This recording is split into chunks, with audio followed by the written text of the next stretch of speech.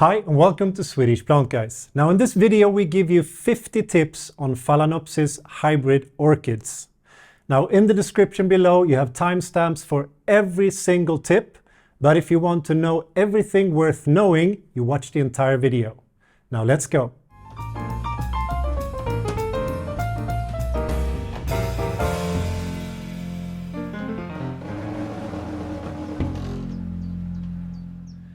Number 1.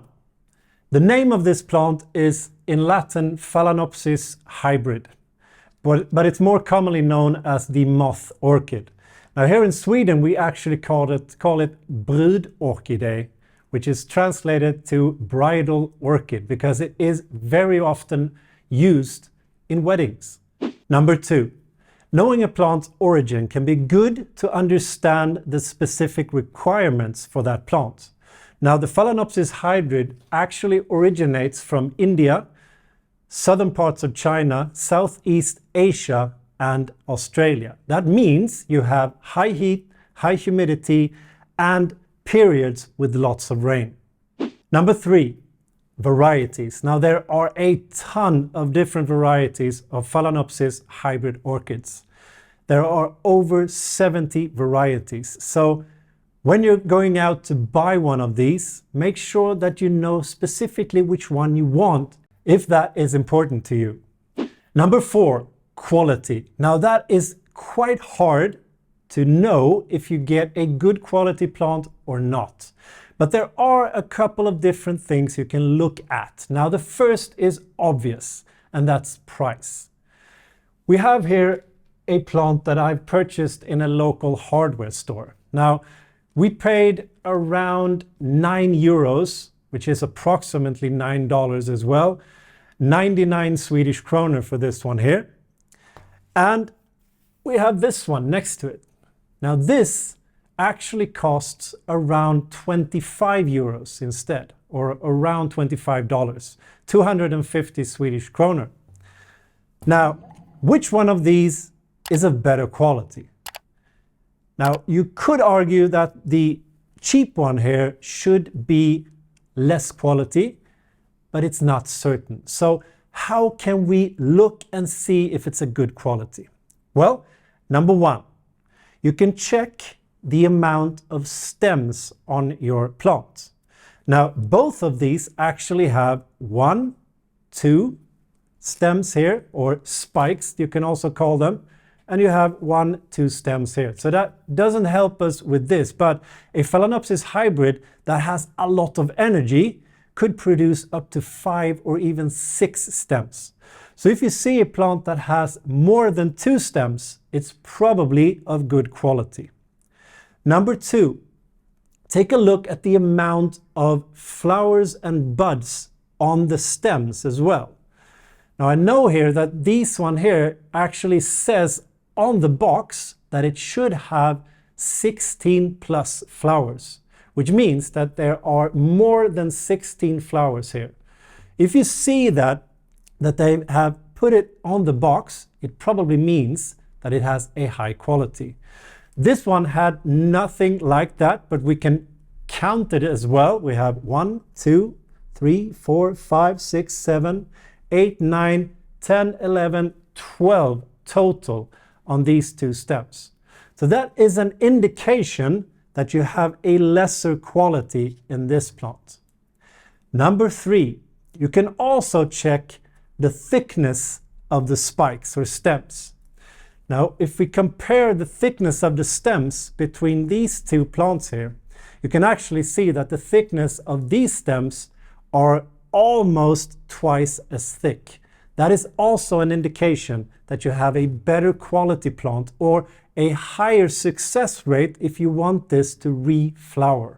And number 4, take a look at the roots. Now usually a Phalaenopsis hybrid orchid has a see-through plastic pot like this, which means that you can take a look at the roots without pulling the plant out of the pot. Now if you see the roots on this plant here, the roots are actually almost silvery all around inside of this pot. Now, a silvery root in a Phalaenopsis is not bad, but What you want to look for in a high quality one is that the roots actually are green, like you see on this one here. You can also see that there is a huge difference in the girth of the roots as well. The roots of this plant here is much thicker, much bigger, and much greener. So you have a better quality plant in this one. Now, some would also say that you could look at the size of the flower as well, but that completely depends on the variety you have, because the Phalaenopsis have varieties that have small flowers up to really huge flowers. So yes, if you had two of the exact same species next to each other, you could take a look at the flower as well, but it's not an indication of quality. Number 5, always take a look at the roots. Now, we say that on all indoor plants, but usually we tell you to knock off the pot. Don't do that with an orchid because the orchid soil would just fall apart. However, usually you have a see-through pot in a Phalaenopsis hybrid like this one. So you can take a look at the roots without knocking off the pot. Now, it should look something like this. You have very thick and lightly green stems inside of the pot. That means that you have a high quality and a very healthy plant. Now, if you take a look at this one here, you can see that the roots inside of here is not as thick, and they're also almost silvery. Now, silvery roots on a Phalaenopsis is not a bad thing. However, it is better if they are light green, because the silvery here is an indication that they haven't gotten enough water. When you give it the right amount of water, they actually turn light green. So it should look like this. Now, that was inside of the pot. However, if the roots are aerial roots outside of the pot, like we have on this one here, they are almost always very silvery in nature. Now, if you have extreme humidity indoors, which we never have here in Sweden, they could also be light green. However, it's more usual that they are silvery like this. And that's nothing to worry about. That's completely natural. Number 6, never ever knock off the pot to take a look at the roots inside here. Even if it's not a see-through pot like this one, don't knock off the pot, because the soil would just fall apart and the store owners will be very mad at you. So hopefully you have a see-through pot, you can look at the roots. If not, then leave the pot on and hopefully you have a good quality with good roots. Number 7, the leaves of your plant should be really thick and glossy. Like we have here. You can see that they are standing straight out on their own, really thick. If you push your fingers on the leaves like this, you can actually feel that there are water inside of these. And they should be really glossy as well. That is an indication that the plant is feeling well. Now, if it looks something like this, you can see that it's not thick. It's actually hanging a little bit, and it's not glossy at all. I would choose another plant. Number 8, take a look and make sure that there are no yellow leaves on the plant whatsoever. If you find a yellow leaf on a plant you're about to buy, then choose another one.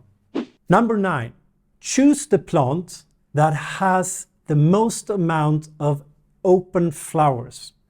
What I mean by that is, you can see this plant here, it actually has a lot of buds that haven't opened up yet. But this one here has more of the flowers that are fully open. Now, choose the one that has more open flowers. Now, the reason is that when you take this and transport it home, there is a slight risk that some of the buds will never open. This has to do with the change of environment for the plant. It can make those buds fall off or never open. But it is a higher chance that a fully opened flower will continue to flower and not fall off. Number 10. Now you've chosen the plant you want and it's time to take it home. Make sure that if it is cold outside or if it's windy outside, that they cover the plant in plastic or paper. Now usually when you buy a Phalaenopsis hybrid, it comes like this. It has a form of plastic around it already. However, there are small holes in this plastic, so it might not be enough. Make sure that they wrap it in additional plastic or paper so that it doesn't harm your plant when you're transporting it home. Number 11. Do not repot your Phalaenopsis hybrid too often. That means that you should not repot it when you get it to your home. The recommendation is to repot every 3 to 4 years. However, we know by experience that that might even be too often. For instance, I have a plant here that has been standing in the same soil and has never been repotted in over 8 years, and this flowers twice a year. Number 12. Now the Phalaenopsis hybrid is an epiphyte, which means that it does not live with the roots down into the soil in the ground. It actually lives with the help of another plant, usually a tree. Now it presides on a branch and latches onto the bark of that tree, but without harming the tree. That is an epiphyte. Now this means that the roots are not in soil or traditional soil. So the roots actually want a little bit of light as well as the leaves. That is why it's usually planted in a see-through pot like this. Number 13. Phalaenopsis hybrids are not planted in traditional soil. They're planted in a mixture that is usually around 80% of fir bark and coarse peat moss or sphagnum moss for the additional 20%. Now it could look something like this here. But in some mixes you also have an additional perlite, vermiculite, coconut coir or coconut husk. Now if you don't have much experience with Phalaenopsis hybrid orchids, we recommend you to buy a ready-to-use mixture rather than trying to mix this up yourself. Number 14. Always, I'll say it again, always use drainage holes for your inner pot of a Phalaenopsis hybrid. This is because you never want the roots of a Phalaenopsis to stand in water. That will kill your plant. So make sure that it has drainage holes and make sure that all of the excess water you can have goes away. Number 15. When you repot your Phalaenopsis hybrid, try and use maybe the same pot or a slightly larger pot that is see-through. The reason for this is that the roots also want a little bit of light. Even if you use an outer pot over the inner pot like this, there will be some light coming through down to the roots, and that's enough. But try and use a see-through pot for the inner pot. Number 16. When you repot, take a good look at the roots. Take that opportunity to see that they are vibrant and lush. What I mean by that is that they should be thick and quite hard to the touch, and also they should have this light green color. They can also be slightly silvery, that's fine. But if they have any other color, if they're brown, black, if you see that they're a little bit mushy or maybe completely flat, just cut them off. Number 17. When you repot, we recommend you to repot in the same type of pot, the exact same size, or you move to a slightly larger pot, preferably see-through like this one. But when you do that, you could have a lot of roots. Now, if the roots are not vibrant, light green, or silvery, you remove all the dead parts and all the brown or black roots, of course. But if you still have a lot of vibrant good roots, you can remove some of them. Now, our recommendation is that you never remove more than 20% of the good roots, because if you remove around 20%, you can actually repot it in the same pot again, and it will probably not harm your plant in any way. Now, if your hybrid has aerial roots that goes outside of the pot, when you repot, you can actually push this down into the pot, especially if you don't have a lot of good roots inside, or you can leave them outside of the pot. That's fine as well. Number 18, if you get a lot of aerial roots like this one that is outside of the pot, this silvery that's hanging outside of the pot, sometimes you can get a lot of them, and maybe you don't have the room for all of these aerial roots outside of the pot. It's fine just to leave them alone, because they actually have a very good function within the plant. It's helping the plant to absorb moisture from the air. But if they get too big, too long, or if you just cannot have them, you can remove them. However, it's our recommendation that you only remove around 20% at a time. So you can remove 20% of them, then you wait for half a year, maybe up to a year, then you can remove 20% again. So that way you will not harm your plant. Number 19.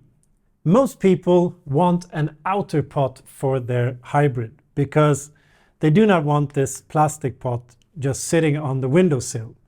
So what we recommend you to do is to go out and buy a specialized orchid pot. Now, it sounds very advanced, but it's actually not. An orchid pot looks just like any other pot. However, if you look inside of it, you can see that it's actually raised in the bottom. That means that when I take this plant and put it inside, it's standing raised from the bottom. So when I water, or if there is excess water inside of the plastic inner pot, it will actually go down into the bottom without harming the roots, because the roots are up here. Number 20. If for some reason you cannot get a hold of a specialized orchid pot, you can actually use a normal one.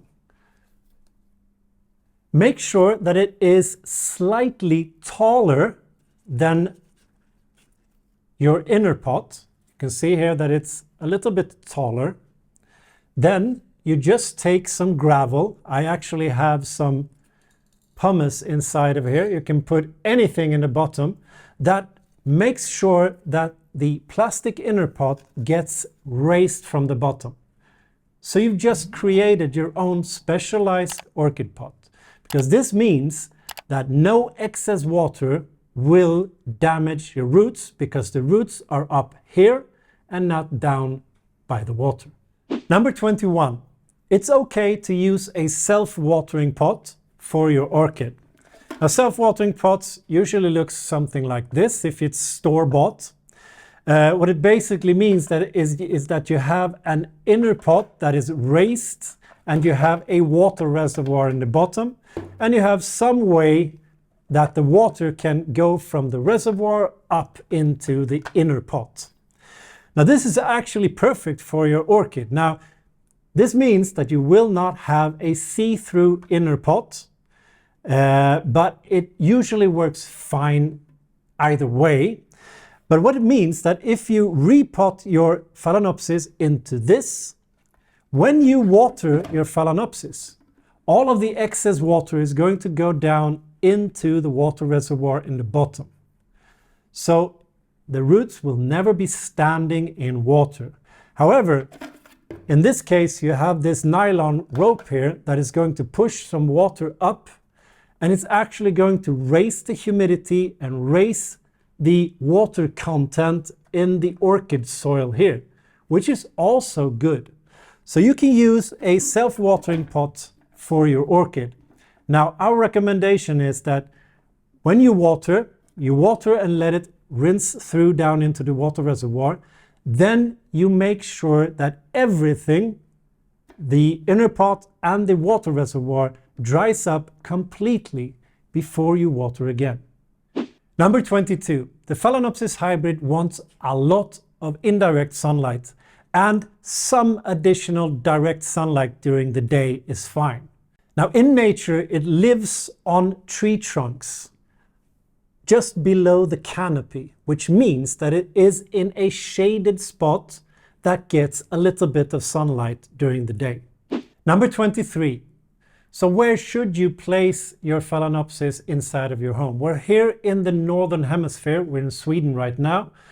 It is best or recommended to place it in a eastern or a western window on the windowsill, where it gets a lot of indirect sunlight and some direct sunlight during the day. You should avoid a southern window because it could be too much direct sunlight.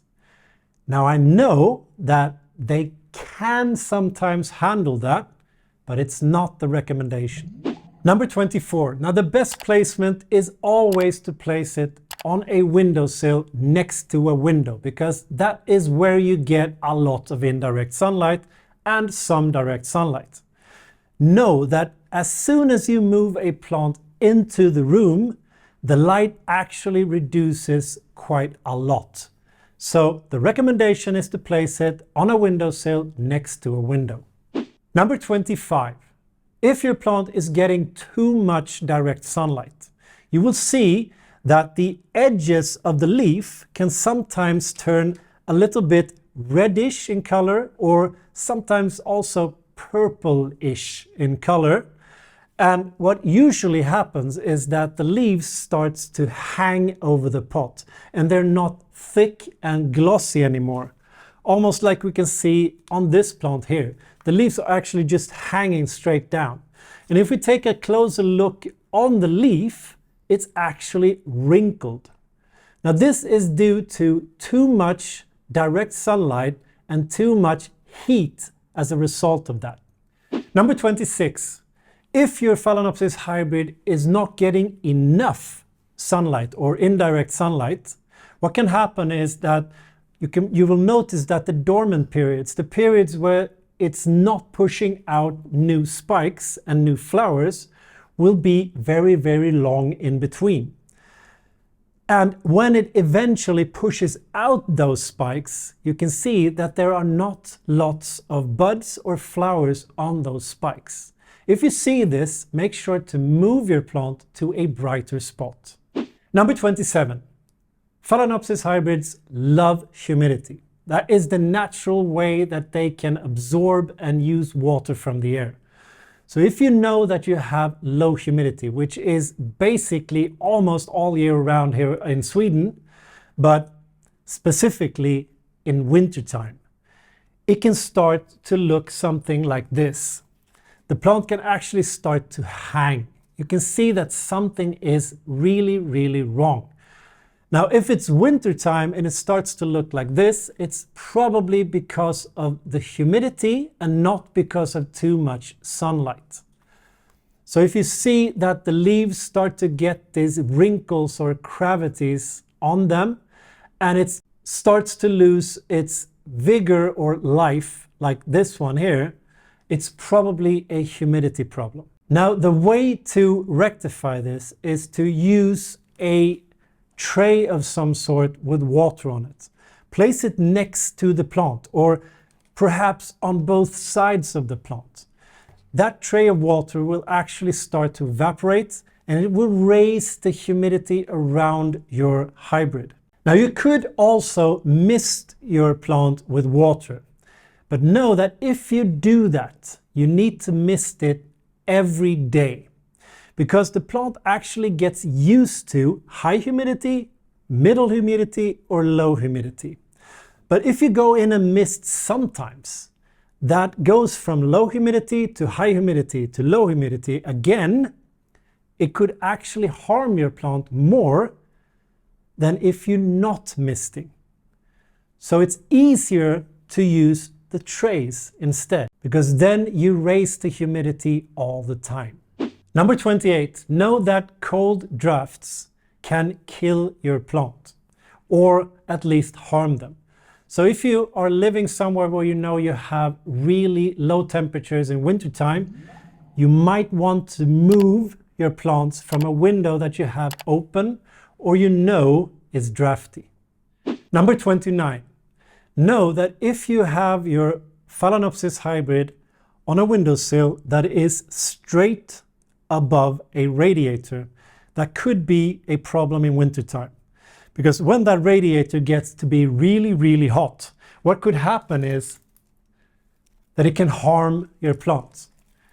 The leaves can start to turn brown and just dry up. The leaves can also start to hang like this. They are not shiny anymore and they're not thick anymore, and they get to be wrinkled like this. This can be from a radiator. So if you know that you have a radiator that is just blasting all winter long, move it somewhere else in your room. Number 30. A Phalaenopsis hybrid orchid is not particularly picky of what type of water you use. So usually tap water is fine. But it is even better if you use rainwater or distilled water. Number 31. One of the best ways to water your Phalaenopsis hybrid is to just take it out of your outer pot and just place it in your sink in your kitchen. Then you water on top of the soil here and let all of that water just rinse through and down into the sink. And you can leave it in the sink for a couple of minutes to make sure that all of the excess water goes out. Then you place it back in your outer pot. Number 32. Another way of watering your Phalaenopsis is also if you're using a specialized orchid pot like this, or you're using an outer pot that you have gravel in the bottom, you could actually water it on your windowsill like this. Because when you water on top of the soil here, it goes through and down to the drainage holes in the bottom, and then it will arrive in the outer pot down here. But the roots are never standing in water. Now, you could also always take a look to see that you don't have too much water in the outer pot. Now, a little bit of water down here is actually a good thing, because that water will evaporate and it will raise the humidity around the plant. Number 33. So how often should you water your Phalaenopsis hybrid? Well, that is of course depending on where you live in the world, what type of humidity you have, where you've placed it in your home, but the standard recommendation could be that you water once a week. Now here in Sweden, that is usually a good thing, except during winter, because when it goes a little bit dormant, when it's not active anymore in wintertime, we recommend you to just give water once every 2 weeks instead. Number 34. When you have watered your Phalaenopsis hybrid, make sure that there are never water in between the leaves.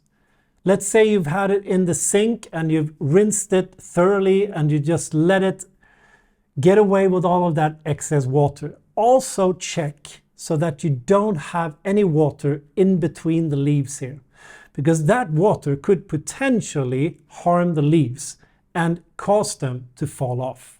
Number 35. If you have your Phalaenopsis hybrid in a self-watering container like this, or something looking like this, just water on top of the soil here, let all of that water rinse through and go down into the water reservoir. Then you make sure that everything is completely dry before you water again. Number 36. So how long does a Phalaenopsis like this one actually flower?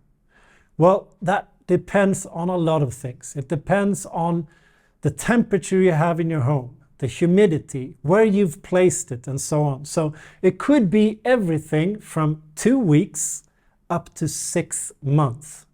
It's also depending on how long it's been standing in the shop or how long it's been flowering at the grower before you get the plant. So everything from 2 weeks to 6 months. However, if you have a good quality orchid, it should be at least 6 weeks.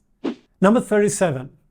If a leaf on your Phalaenopsis turns bright yellow, usually the other leaves looks fine, but just 1 or 2 leaves turns bright yellow. That is an indication that you've given your plant too much water. So make sure that they dry up completely before you water them again. And also make sure that you extend the frequency with how often you water. Number 38.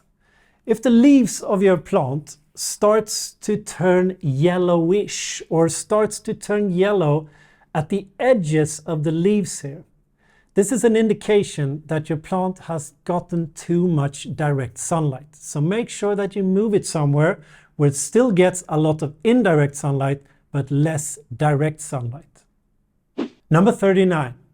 If the leaves of your Phalaenopsis hybrid start to turn lightly brown and really dry like this, then of course you have not watered your plant enough. So make sure to increase the frequency with how often you water. Number 40. If the leaves of your plant starts to get wrinkled and just droopy like this, you have not watered enough. So make sure to increase the frequency with how often you water. Number 41. Now if you get black spots on the leaves, not the entire leaf usually, it's like black spots on the leaves, which can turn brown in color as well, then you probably have something called root rot. Now this is a fungal or a bacterial problem. So what you need to do is to remove the leaves that are affected and also make sure to repot. Because when you do that, you can take a look at the roots as well. If you have roots that are black, brown, or just have a nasty smell to it, make sure to remove those roots and then repot again. Number 42. Phalaenopsis hybrids love high humidity. Now the recommendation is somewhere between 60 and 80% humidity. But I know that they can handle even higher than that. So if you know that you have low humidity in your home, try to raise it. Number 43. If you live somewhere in the world where you have seasons outside, that means that it would also affect the indoors, because the plant actually recognizes that it gets less light during winter and more light during summer, for instance. Also, the humidity goes up and down indoors. That means that it goes dormant. Now, dormancy usually means that the plant is resting. And this is a period where it's quite stressed, because it's not getting everything that it wants. This usually means for a Phalaenopsis hybrid that it can take quite a long time in between flowering periods. So just have patience, because it can take 6 months up to a year before it sends out new stems or spikes. Number 44. Now a healthy Phalaenopsis hybrid will reflower 1 to 2 times a year. Now it means that it will send out, either it will send out new spikes or it will reflower from the same spikes. Now 1 to 2 times a year. If it doesn't, it means that it has been dormant for a very long period of time. You can actually try and trigger the plant to wake up and send out new spikes. Now this flower here took a really long time to reflower or send out new spikes. So what we did here was that we extended the periods in between watering. So it actually dried up completely in between. And then we extended it a little bit more, a little bit more, a little bit more, and eventually it pushed out new spikes. two actually in this case. But be careful, because when you do this, what could happen is that the plant could die. Number 45. Most places in the world you can take your Phalaenopsis hybrid and place it outside in summertime.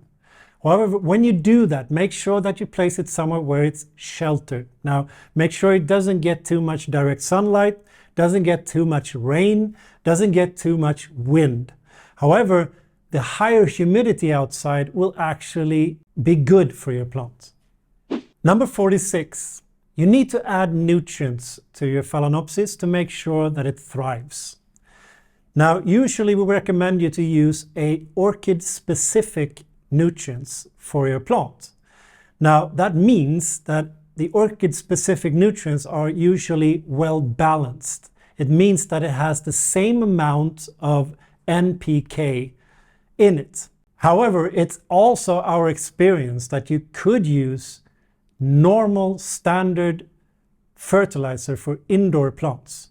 But when you do that, you could dilute that to almost half before giving it to your plant. Number 47. So what should you do with a spike that has stopped flowering? We actually have one here.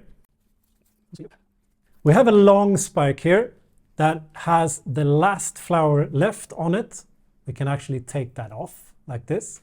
So what should you do with this spike? Now, there are two ways of handling this. The first way is just to leave that spike alone. If you do that, there is a chance that somewhere from these nodes on the spike here, that's where the flowers have been, it could actually reflower. It can send out a new branch of the spike here and reflower. Sometimes it can actually start to continue growing from the tip here and produce new flowers. But I know a lot of people doesn't like to have a plant in their window that just have spikes like this. So the other way you can do is that you can try and make it reflower by cutting the stem off or cutting the spike off. When you do that, the recommendation is that you try and look here. Where do you have the nodes that are next to the leaves here? And then you count. 1 node, 2 node, 3 nodes, and just around a centimeter above the 3rd node, you cut it off. And I'll do that right now. Make sure to use a scissor or a shearer that is cleaned when you do this. So we'll count again. 1, 2, 3.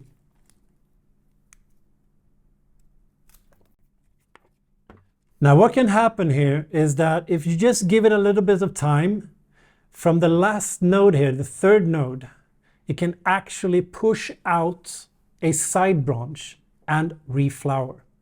And also, you won't have to deal with that really, really long spike. So when should you cut off a spike completely? Well, when you see that either a spike that you haven't cut off or a spike that you have the small stump left like this is starting to turn brown and starting to become like this, then you know that this will never reflower. So these brown stems you can remove completely. So you remove them as far down as you can next to the leaves. Like that. And as you can see, we also have a spike here that has started to turn brown, but not all of the spike is brown. Now, of course, I'll cut off the parts that are brown by using the same method. Just count the nodes to 3. 1, 2, 3. Cut it off. Number 48. Now the easiest way to make a cutting from a Phalaenopsis hybrid is to use a spike that has just stopped flowering. It's actually even better if there are 1 or 2 flowers left on the spike, because then you really know that it is vibrant and still working. But we just removed the last flower from this spike here, so it could work.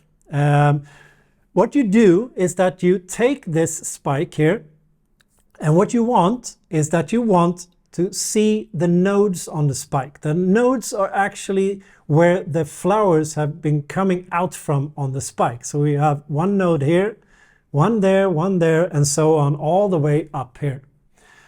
What you want is to cut here so that you have one node in water and one node above water.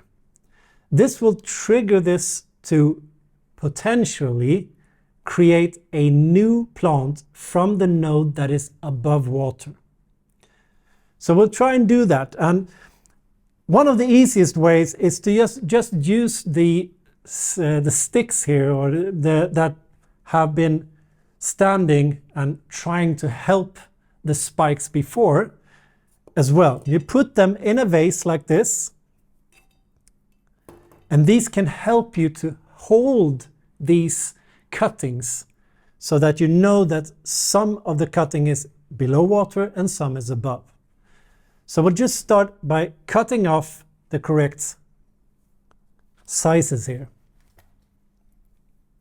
So I want one node underwater, so I won't be needing the excess there. One node above water.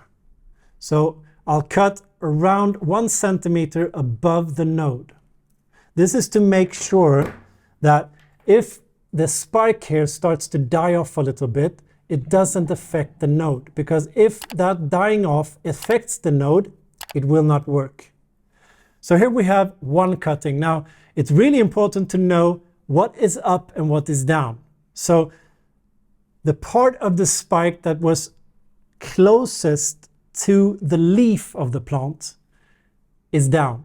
So this should be underwater and this should be above water. So I'll just place them like this so I won't confuse that. So we'll make a couple of more cuttings. Won't be needing that. One underwater, one over water. One underwater, one over water. Now when you arrive at the top of the spike here, the nodes can be really dense. So what we usually do then is that it's okay to have more than one node above water, but you still just want one node above water. So I'll actually make one last from this. So I'll have 2 nodes underwater and one above, because otherwise this cutting would be really small. Now if we take a look at this spike, we can actually see that this spike is starting to turn yellow, or turn a little bit brown. That means that this has a lower chance of success than if I were to use this spike here that actually has flowers on it. Because this one, we know that it's vibrant, it has life in it. This one is actually starting to die, so it might not work, but it still can. So now we take these sticks that we just taken off the orchid here, and then we attach the new cuttings to these sticks to make sure that they are, half of them are above water and half are below water. Now to use this, you can use the small clams that has been on the orchid all the time. If you don't have those, or if you don't have a stem, if you don't have a stick like this, you could also use just a normal zip tie around as well, like this. But I'll be using the clams because it's a little bit easier. So you just take the cutting here, you place it on, and then you make sure that it is holding the cutting like this. Because now I can have water all the way up to here. One node will be underwater, one node will be above water. And we'll just do this with all of them.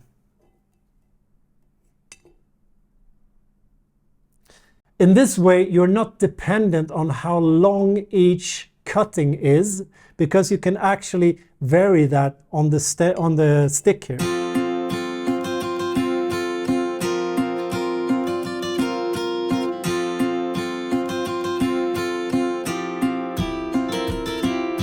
So now I'll just add water. Then you can just regulate the cuttings on the sticks here to make sure that all of the nodes that should be underwater are underwater. Like that. Now you take this and you place this somewhere where it gets a lot of indirect sunlight. No direct sunlight, because direct sunlight could actually change the water inside of this. So lots of indirect sunlight, and then you exchange the water as often as you can, but at least once a week. Number 49. Your Phalaenopsis hybrid can be susceptible to most standard indoor pests, such as mealybugs, aphids, spider mites, scale, for instance. However, it's our experience, at least here in Sweden, that the most usual pest is mealybugs. If you get any type of pests on your Phalaenopsis, go out and buy a pesticide that is specifically for that type of pests. But make sure when you use that pesticide that you don't get any of that on the flower, because the flower itself will die quite quickly if it gets pesticide on it. You could also use normal green soap as well. That also works for most types of pests. Number 50. The Phalaenopsis hybrid is not considered to be a poisonous plant. However, if you or your pet has ingested a part of the plant and is starting to react to it, make sure to go to the hospital or the veterinarian and tell them exactly what they or you have ingested. Now, if you've followed all 50 tips, you now have everything you need to know to take care of this plant. If you liked the video, please give it a thumbs up. That really helps us a lot. If you haven't subscribed to the channel yet, please do. Hit the bell as well so you get a notification every time we put up something new. Follow us on Facebook and Instagram to get sneak previews on upcoming videos and sometimes a little bit more. Now until next time, hej då!